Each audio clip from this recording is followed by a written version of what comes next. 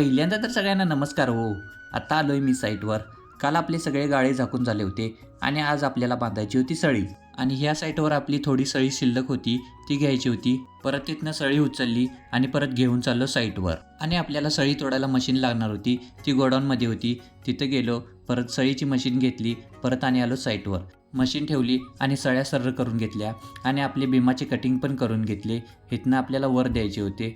सगळे कटिंग वर दिले आणि इथं आपल्याला दुकानाच्या समोर करायचा होता रॅम्पसाठी माल पण टाकून घेतला आणि गोडाऊनमध्ये रिंगा मारायचं काम पण चालू होतं.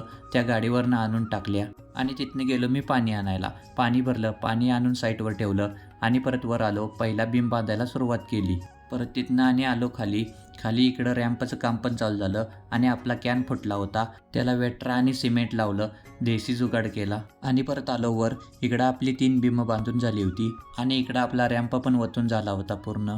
परत मी एक सेपरेट बीम बांधायला घेतला, त्याच्या मार्किंग लावायला सुरुवात केली आणि इकडं आपल्या इंजिनियरनं सगळं सारवायला सुरुवात केली. तेवढ्यात आली सळीची गाडी.